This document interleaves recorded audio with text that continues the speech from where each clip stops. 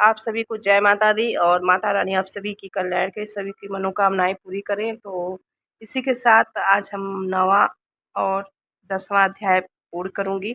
तो आप सब प्लीज़ शुरू से लास्ट तक सुनते रहिए और अगर मुझसे कोई पढ़ने में पाठ में अगर त्रुटि हो जा रही हो किसी भी पाठ में तो मुझे क्षमा करिएगा।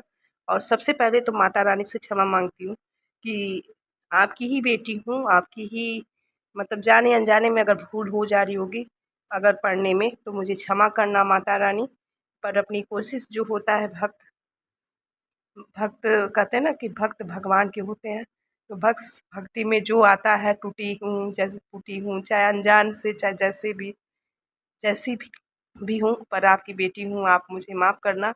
तो इसी के साथ चलिए अपनी पाठ स्टार्ट करते हैं। आप सब सुनिए। जय माता दी। 9वां अध्याय और निशुभ वध। ध्यान। बंदूक नामक पुस्तक के समान अरुण और स्वर्ग के समान रंग वाले अपने हाथों में सुंदर अक्षमाला पास अंकुश और वरद मुद्रा को धारण करने वाले मस्तक और अर्धचंद्र को आभूषण के रूप में धारण करने वाले तथा 3 नेत्रों से सुशोभित अर्धनारेश्वरी महादेव के श्री विग्रह सुंदर शरीर स्वरूप का मैं निरंतर ध्यान करता हूँ तथा उनकी शरण ग्रहण करता हूँ। ओम। राजा सूरत ने कहा, भगवान, आपने मुझे यह अद्भुत रक्तबीज के वध से संबंधित देवी का चरित्र तथा महात्म्य कहा। अब मैं रक्तबीज के मारे जाने पर शुभ तथा अति क्रोधित निशुभ के बारे में जानना और सुनना चाहता हूँ।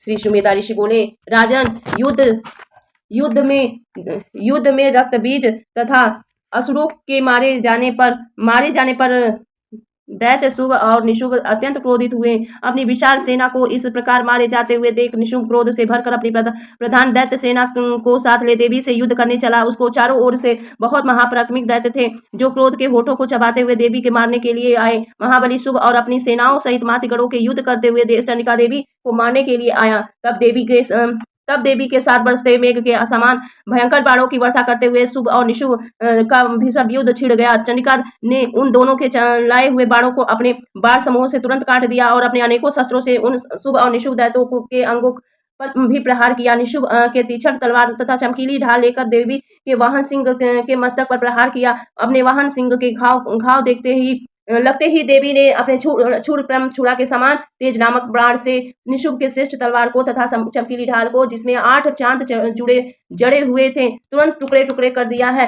तलवार तथा ढाल के टुकड़े टुकड़े हो जाने पर निशुभ ने शक्तियां चलाई और परंतु उसकी चलाई हुई शक्ति देवी के सामने आई तो देवी ने अपने चक्र से उसे तो खंड कर दिया। तब निशुभ क्रोध से भरकर उठा और देवी को मारने के लिए शूल उठाया और देवी उसकी ओर से फेंके हुए चलाए हुए शूल को अपनी ओर आते हुए देख देवी ने अपने मुक्के से उसे चूर चूर कर डाला।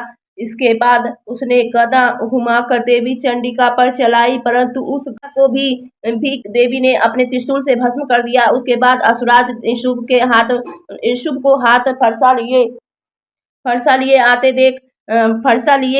लिए आते देख देवी ने बाणों से मार कर उसे मूर्छित कर पृथ्वी पर गिरा दिया। अपने भीषण पराक्रमी भाई निशुभ के गिर जाने पर शुभ अत्यंत क्रोधित हुआ और अंबिका को मारने के लिए आगे बढ़ा। वह रथ पर बैठा ही उत्तम अस्त्रों को ग्रहण किए हुए बड़ी से बड़ी अथर्वणी 8 भुजाओं से संपूर्ण आकाश में व्याप्त होकर सुशोभित होने लगा। उसे आते अतुलनीय 8 भुजाओं से संपूर्ण आकाश में व्याप्त होकर सुशोभित होने लगा। उसे आते देखकर देवी ने शंख बजाया तथा धनुष का प्रत्यक्षा डोली से अत्यंत भीषण कानों को फाड़ देने वाली गर्जना की। साथ ही साथ संपूर्ण दैत्य सैनिकों के तेज का नाश करने वाले अपने विशाल घंटे के स्वर से संपूर्ण दिशाओं को गुजार, जिन्हें सुनकर बड़े से बड़े गजराजों का मंद दूर हो जाता है, वैसी गर्जना से सिंह ने आकाश पृथ्वी और 10 दिशाओं को गुजार दिया।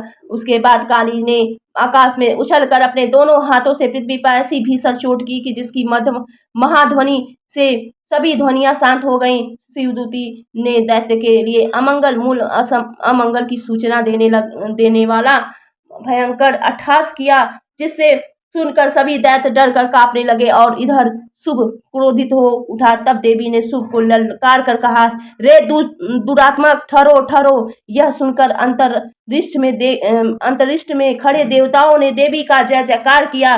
शुभ ने कहा, आकर देवी से अत्यंत भयानक ज्वाला सी अपनी शक्ति चलाई। उस अग्नि पर्वत सी शक्ति को निकट आते देख कर देवी ने अपनी विकराल आगार ज्वाला से तीनों लोग गूंज उठे।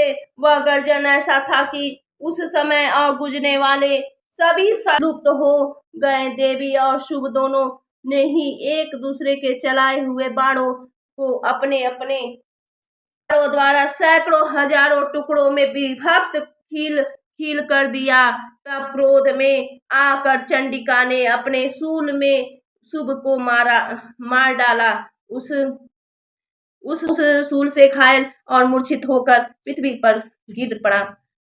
तभी फिर होश में आकर हाथ में धनुष ले निशुभ ने बाणों से देवी चंडिका, काली तथा देवी के वाहन सिंह को घायल कर दिया। तत्पश्चात दैत्यराज निशुभ ने अपनी असुर माया से अपनी 10,000 बाहें बनाकर चक्रों के प्रहार से देवी का ढक सा दिया। तब दुर्गम पीड़ा को नष्ट करने वाली भगवती दुर्गा ने अपने बाणों से उसके चक्रों को तथा बाणों को काट गिराया। तब अपनी दैत्य सेना के साथ साथ निशुभ हाथ में गदा ले देवी को मारने के लिए दौड़ा। उसके आते ही तुरंत देवी ने अपनी तीक्ष्ण तलवार से उसकी गदा को काट डाला। तब निशुभ ने हाथ में शूल लिया। देवताओं को कष्ट देने वाले निशुभ को हाथ में ब्रज लेकर आते देख चंडिका ने वेग पूर्वक घुमाकर अपने शूल से उसके हृदय का प्रहार कर दिया। शूल से विदीर्ण निशुभ की छाती से एक दूसरा पुरुष जो उसी के समान पराक्रमी था, देवी को खड़ी रह कहता हुआ निकला। निशुभ की छाती से निकलते हुए पुरुष की बात सुनकर देवी ने उच्च स्वर में हठास करके अपने खड्ग से उसका सिर काट डाला, जिससे वह पुरुष पृथ्वी पर गिर पड़ा। उसके बाद सिंह अपने दांतों से उन दैत्यों की गर्दनों को चूर कर करके खाने लगा तथा देवी, काली और शिवदूती भी दूसरे दैत्यों को खाने लगी। अनेकों महादैत्य कौमारी की शक्ति में विदीर्ण हो नष्ट हो गए तथा अन्य अनेक दैत्य ब्रह्माणी के मंत्र में पवित्र जल द्वारा निस्तेज होकर भाग खड़े हुए। कितने तो महेश्वरी के त्रिशूल से विदीर्ण शरीर होकर धराशायी हो गए और कुछ तो दैत्य पृथ्वी पर वाराही के थूथन के आघात से चूर चूर हो गए थे। वैष्णवी ने अपने चक्र से दानों को खंड खंड कर दिया तथा अन्य दैत्य इंद्र के हाथ से छूटे हुए ब्रज से खंड खंड होकर नष्ट हो गए। कुछ दैत्य नष्ट हो गए, कुछ उस महासमर से भाग खड़े हुए तथा अन्य दैत्य काली से दूती और सिंह के ग्रास बन गए। श्री मार्कंडेय पुराण में सार्वरिक मनवंतर की कथा के अंतर्गत महात्माएं निशुभ वध नामक 9वां अध्याय पूर्ण हुआ। बोलिए माता रानी की जय। 10वां अध्याय शुभ वध से बोलिए माता रानी की जय।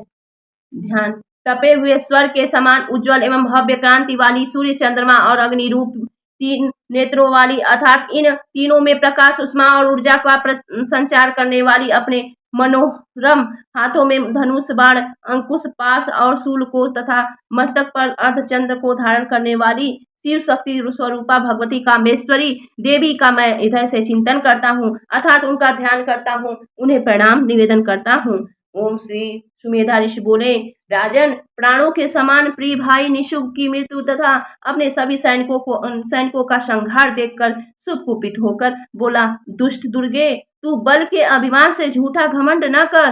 तुम दूसरी स्त्रियों के बल का सहारा लेकर लड़ती हो और अतिमाननीय बनी हुई हो। देवी बोली, रे दुष्ट, मैं अकेली ही हूँ, इस संसार में मुझसे भिन्न दूसरी कौन है। हे दुष्ट, ये मेरी ही विभूतियां हैं, रूप हैं, अतः मुझे ही प्रवेश करती हुई इन सबको देखो। तब वे सभी देवियां अंबिका के शरीर में समा गईं। देवी बोली, मैं अपनी ऐश्वर्य शक्ति द्वारा जो अनेक रूपों में यहाँ उपस्थित थी, उन सब रूपों को मैंने समेट लिया। अब मैं युद्ध में अकेली ही खड़ी हूँ। सुमेधा ऋषि कहते हैं, उसके बाद सब देवताओं तथा दैत्यों को देखते ही देखते देवी और शुभ दोनों में भयंकर युद्ध छिड़ गया। बाणों की वर्षा, तीक्ष्ण शस्त्रों तथा भयंकर अस्त्रों के प्रहार द्वारा उन दोनों देवी और शुभ ने तीनों लोकों में भय पैदा करने वाला भीषण युद्ध हुआ। उस समय अंबिका ने जो करोड़ों दिव्य अस्त्र चलाए के निवारण अस्त्रों द्वारा असुराज शुभ ने काट दिया। इसी प्रकार शुभ के द्वारा छोड़े गए दिव्य अस्त्रों को परमेश्वरी भगवती चंडिका ने अपने हुंकार शब्द आदि के द्वारा खेल ही खेल में नष्ट कर दिया। तब उस दैत्यराज शुभ ने सैकड़ों बाणों से देवी को ढक दिया। इस पर भी देवी ने भी क्रोधित होकर अपने बाणों से उसके धनुष को काट डाला। धनुष के कट जाने पर दैत्यराज शुभ ने हाथ में शक्ति नामक अस्त्र लिया, किंतु देवी ने अपने चक्र से उसके हाथ के शक्ति अस्त्र को भी काट गिराया। उसके बाद दैत्यराज ने सूर्य के समान चमकती हुई 100 चंद्रमाओं वाली ढाल तथा तलवार लेकर देवी पर धावा बोल दिया। उसे तलवार लेकर आते ही देख चंडिका ने अपने धनुष से छोड़े गए तीक्ष्ण बाणों द्वारा उसकी सूर्य किरणों के समान सारथी कोचवान समान चमकती हुई निर्मल ढाल तथा तलवार को शीघ्र ही काट डाला। उसी समय उसके घोड़े और सारथी कोचवान भी मृत्यु को प्राप्त हो गए। धनुष तो पहले ही टूट चुका था। घोड़ा मुड़कर हाथ में लिया और उसकी देवी की ओर फेंक दिया।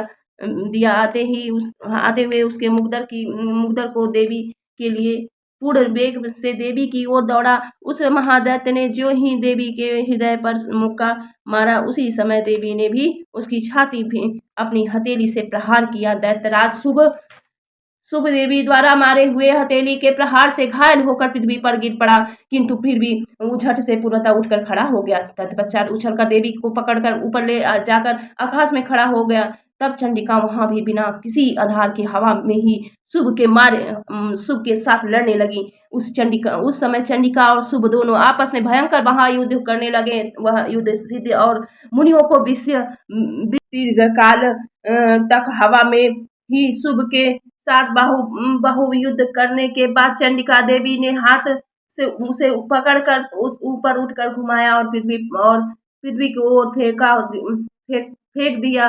देवी द्वारा फेंका हुआ शुभ पृथ्वी पर आ गिरा। उसके बाद वह दुष्ट आत्मा दैत्य चंडिका के वध की इच्छा हुआ शुभ पृथ्वी पर आ गिरा। उसके बाद वह दुष्ट आत्मा दैत्य चंडिका के वध की इच्छा से हुआ शुभ पृथ्वी से मुक्का तान कर पूरे वेग से देवी की ओर दौड़ा।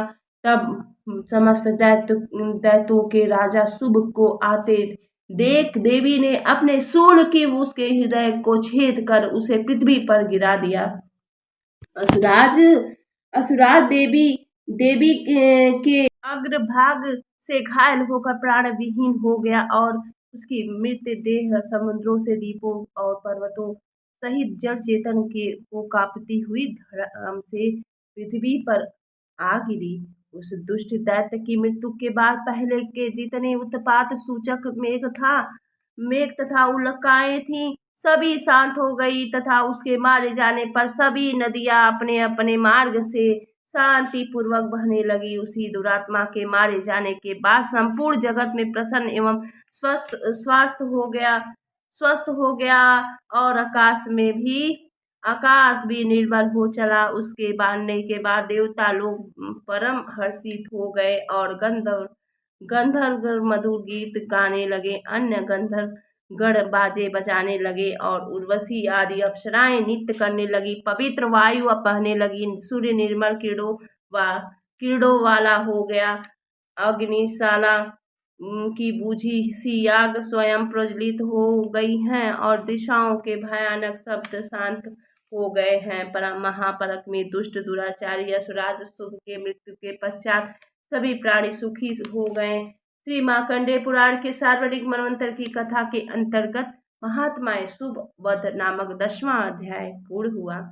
बोलिए माता रानी की जय। बोलिए सभी देवी देवता की जय।